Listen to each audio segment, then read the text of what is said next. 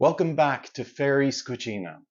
Today we have a wonderful treat in store for you. We'll be making some delicious homemade almond nut bars, packed with all the goodness and flavors that you crave. Please don't forget to subscribe and hit the like button for more videos from Fairy's Cucina.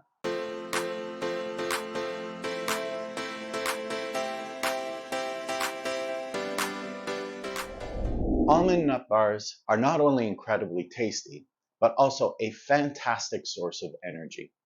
These bars are packed with multivitamins, minerals, and phytonutrients. Check out the description for details on the nutritional benefits. So whether you need a quick snack on the go or something to satisfy your sweet tooth, these bars have got you covered. So grab your apron and let's get started. So for the ingredients, we're going to be using about half a cup of maple syrup. Now you can make sure it's real maple syrup. You can make it with an inexpensive brand, but for the nutritional value, you want to make sure it's real maple syrup. And there's two types of maple syrup. There's like a regular maple syrup, and then there's the dark maple syrup. The dark maple syrup, this is what I have right here, just means it's been cooked a little bit more and it has a little bit more flavor. But I've made it with both, just depends on what was on the shelf when I went to look for it. And then you want about a third cup of honey. Now, honey is the same thing. If you have a darker honey, generally you'll have different tastes and flavors with the honey. This one's just an amber honey. My preferred honey to do for these is a creamed honey. Again, at the time, this is the only one that I had. So if it's as light as this and a little bit more liquidy, you just need to make sure that you cook it a little bit longer. Okay, and I'm going to show you how to do that. Next on the list is we have about 30 grams of cocoa butter. So you don't really need cocoa butter, but I find that cocoa butter helps it solidify a little bit better when you put it together. And it also has a really nice taste. And then also some vanilla, you can do about half a teaspoon of vanilla. Honestly, I like a lot more. So I kind of like about a tablespoon of vanilla. So I'm going to put a little bit more here. Again, with the vanilla, now you're making it a little bit watery. So it just means that you need to cook it a little bit longer. But I'm going to be showing you how you can do that because everybody's stove is different as well. So that's for our wet ingredients. Now I'm going to put this away on the side. I'll put it here on the stove. Next, we're going to mix our dry ingredients. Okay, so for our dry ingredients, for that quantity that we have right there, we're going to be using 2 cups of almonds, whole almonds, 1 cup of pistachios, 1 cup of mixed, you can see here, it's mixed sunflower seeds and pumpkin seeds. Now the pumpkin seeds are salted. I kind of like both the pumpkin seeds and the pistachio seeds are salted. I kind of like it salted because I don't have to add salt later. In other recipes, they always ask you to add a little bit of salt. But if it's already on there, there's no need to add salt. Then we have 1/3 of a cup of sesame seeds. Now this was a friend of mine who had tasted my bars and she's like, you know what this is missing? Sesame seeds. And she was right. It was really good to add the sesame seeds. Then we have about a teaspoon of, I have my teaspoon here. This is half a teaspoon, but a teaspoon of ground flaxseed. Okay. So that's it. All right. So we'll mix this in nicely. And now this is ready for the stove. So here we have our 9 by 11 tray. I usually have 2 of them. The second one is to help me press it and make it nice and smooth. If you've seen any of my posts, you'll know that I love parchment paper. Parchment paper is your friend when it comes to cooking. So you want to just kind of, you'll need 2, one for the bottom part so that you can put your mixed nuts, and then you'll need a second one to put it on top so that you can just spread it out. I'll show you how to do that when the time comes. But for now, we want to just make sure, you know, that we have it just kind of folded nicely so it sits in there. Doesn't have to be perfect because the nuts, the weight of the nuts will push that down. All right, so now we're ready to start cooking. Okay, so as I mentioned, this recipe moves really, really fast. Now, the trick to not let this mixture harden too fast when you mix it in with your nuts here is to keep this on low. Just keep it nice and warm, and then occasionally, as this is cooking, you want to stir the nuts so that you're not burning any particular nut, and they keep it nice and warm. That buys you a little bit of time to make sure that it's mixed well, and then you can put it on your tray and to spread it. Otherwise, it gets really hard quick, and you won't be able to spread it properly. What we want to do is we want to turn on our stove to heat up our mixture, our wet ingredients. This will be about 15 minutes, so it depends on your stove. It could be give or take 4 minutes. But in my case, my stove is induction. It heats up really quick, so it's generally about 7 to 8 minutes. Now, the longer you cook this, the harder it gets. It gets into like a candy.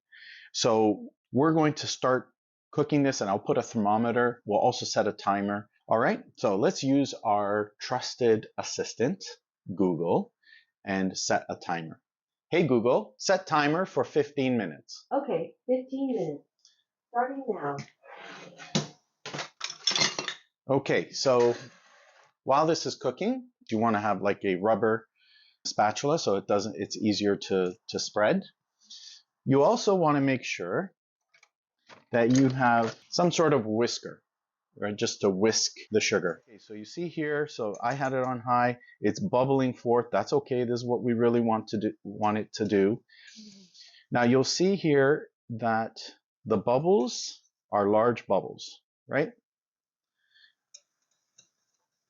How you know it's ready is when it turns almost, it starts to look like a foam. But for now, we have large bubbles. So because of induction, as I mentioned, it cooks really, really fast. So I just had to lower it. So right now it's on a medium heat. And you can do that as well. You can start it on a high heat and then lower it as you see it bubble to the top. We'll let that cook. If you have a cooking thermometer, you can test what the temperature is. Now, how you get it at a candy stage is you want it to get to about 230 to 240 and keep it consistently to that temperature. What makes it into a hard candy is even higher temperatures. You're cooking it and it'll almost start to smell like it's burning. See, right now it's only 226. We can raise it a little bit. We don't want it to overflow. So right now it's about 226. We'll let that sit for a bit and keep stirring.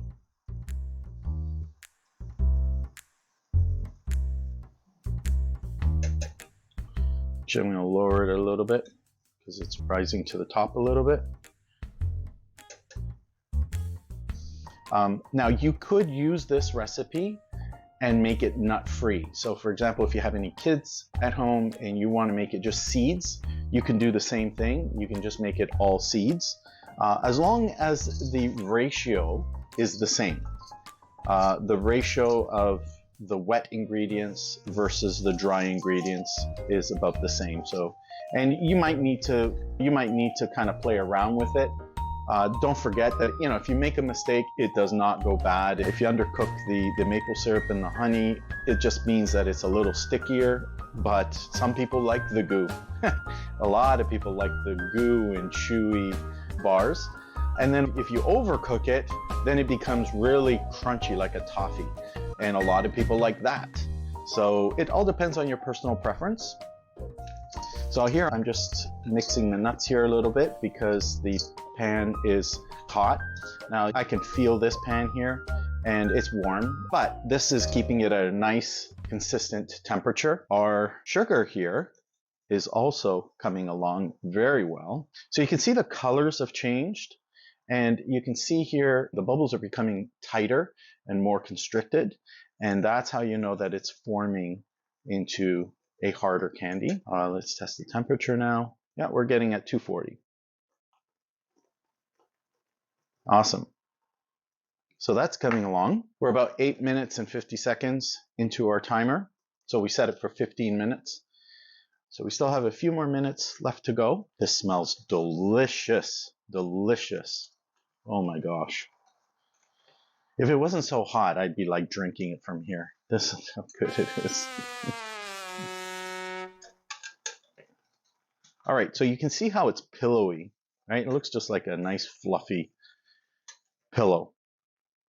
So you could keep it at this state if you'd like. I'm going to cook it just a little bit longer for the purpose of this video, just because I kind of like it in between a chewy and a crunch. If you feel like that it smells like it's burning, then you can always lower the temperature a bit. And if it does smell like it's kind of burning, you've overcooked it. It just means that you're going to have like a nice hard, crunchy bar. We're at 7 minutes. So you can see here now I can smell that it's really cooking. And as you're moving it around, you can see that there's some resistance in the whisker here. So this is, to me, I think this is ready. So what we're going to do is I'm going to see if I'm going to turn this off so it doesn't overcook. And that was turned off for me at about 6 minutes and 29 seconds. So I'm going to just turn the camera here. And this is on low already. So what I'm going to do is I'm going to just switch this so that you can see it. I'm going to pour it. Oh yeah, look at that. Wonderful. Okay. Now this is the part where you want to hurry up. It almost looks like caramel. And that's because we put the cocoa butter. So here we can stir it. In this case, I'm going to use a wooden spoon. I still need this. Still need this rubber one later. The wooden spoon is a little better. So you can see here that it's kind of pooling at the bottom, right? So that's why you want to make sure that you stir it nicely, because then what will happen is if you don't stir it properly, the nuts kind of break off and the seeds break off. So this right now is stirred, and we're going to move this to our parchment paper now. I'm going to just place it here. You want to spread it out. Oh yeah, this is delicious.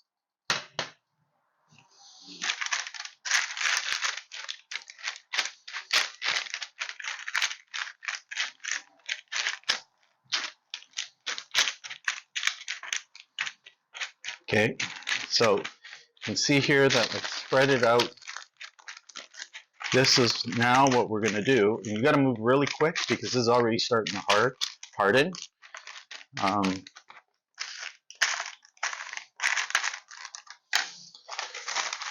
You know, the most fun part of this is licking the spoon. Okay. So this is hot. If you were to do this with your hands, you would really burn yourself. But because we have our parchment paper, and what I like to do is I like to kind of push it to the sides, or push it down on the edges. Otherwise, what happens is the edges become really thin. See, but if you push it on the edges here, it kind of clumps together. I haven't done that on this side. Okay, and this is where we use the second one, the second tray. So I just push down here on the second tray. Okay, so you can see here how it looks. It's slightly sticky, but not really, you know. This one I think is going to turn out really good. Just want to make sure that all the pieces on the edge kind of stick,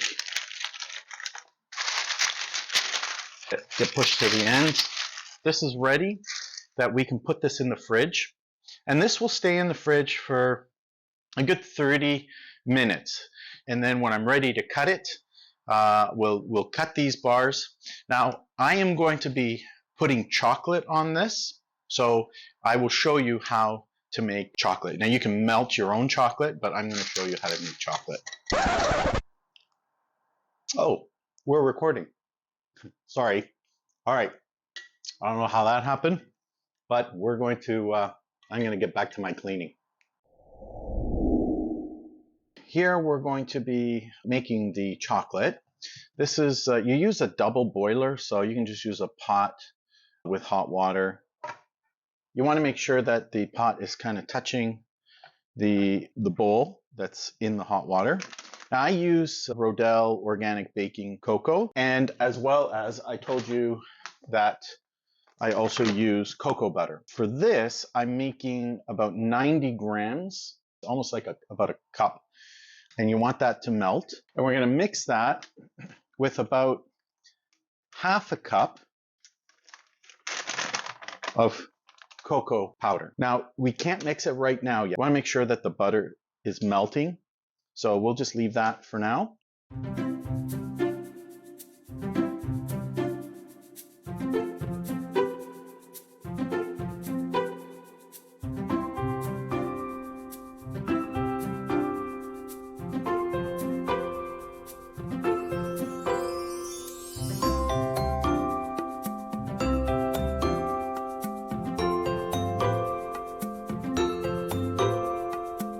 Okay, so at this point, our cocoa butter is completely melted.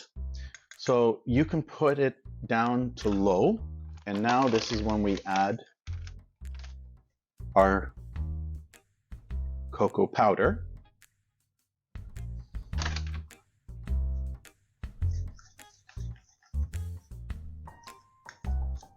So that was about half a cup.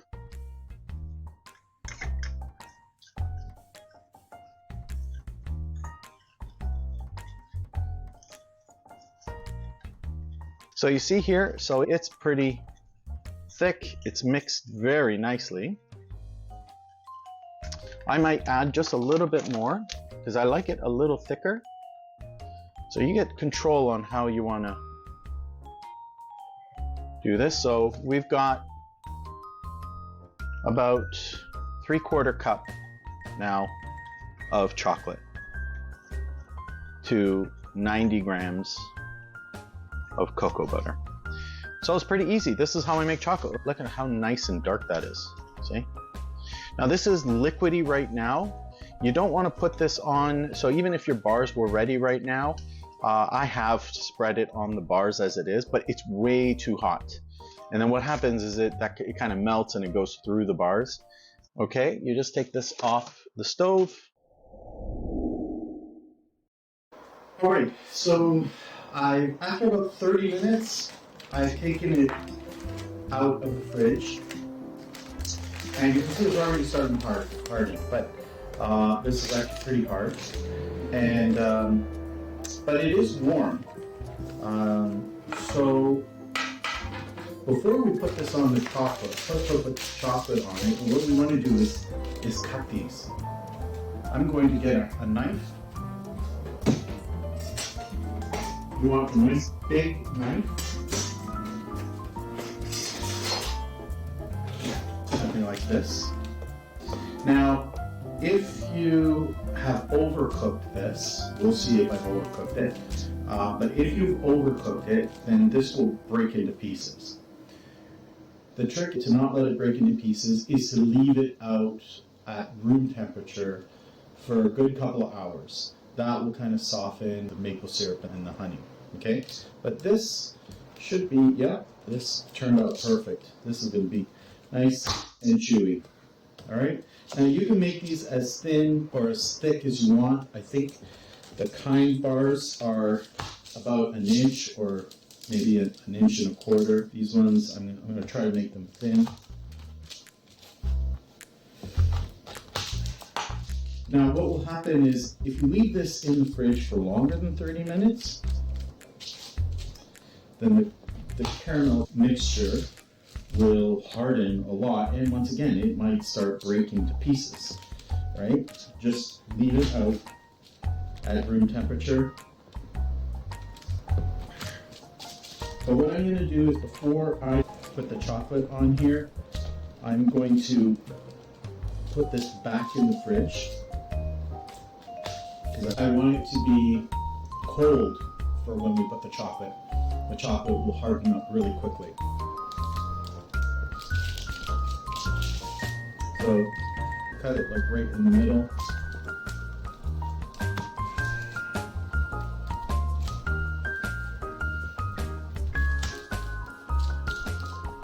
Awesome. There we go. Look at that. Beautiful. Beautiful. Look at that. Why buy it when you can make it at home? All right. I'm going to transfer this on a wire rack. Grab the whole thing and put it on a wire rack.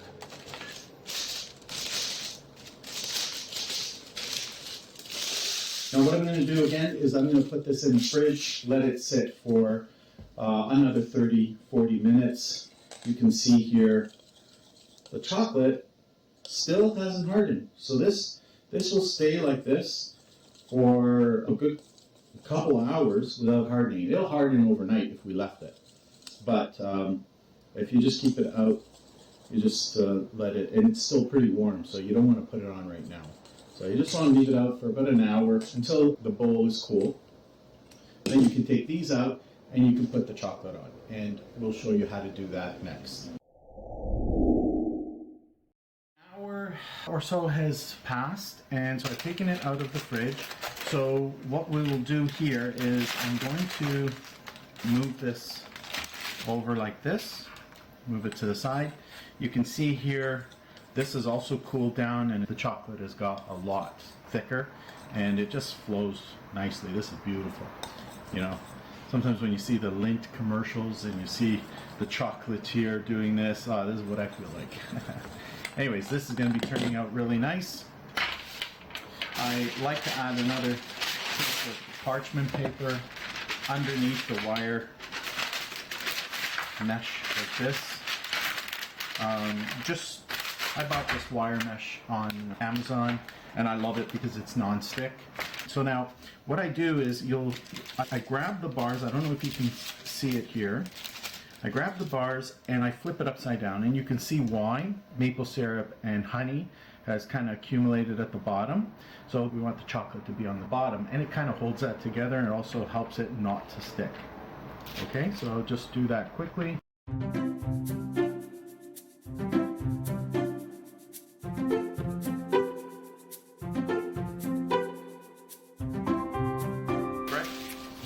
So we got about 16. Now some of the chocolate might flow over, so I'm just going to be moving this a little bit over more just so that it flows to the center of the tray. Like that. Now you can do this in a couple of ways. You can dip it in the chocolate. You can always just dip it in here. But I like to just have a little bit more control, so what I'm going to do is grab a spoon and you can just pour it on top like that.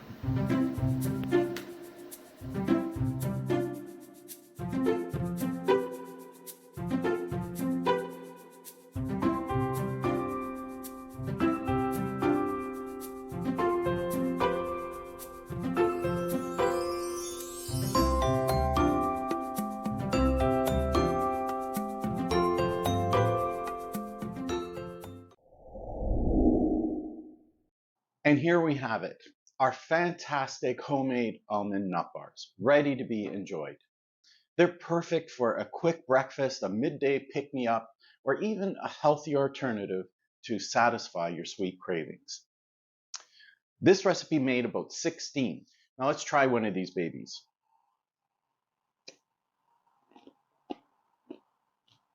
Oh man, I dare you to try to resist one of these.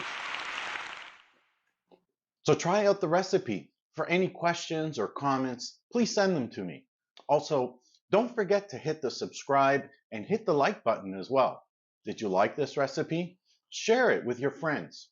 Until next time, this is Danny from Fairy's Cucina, doing it Dan's way.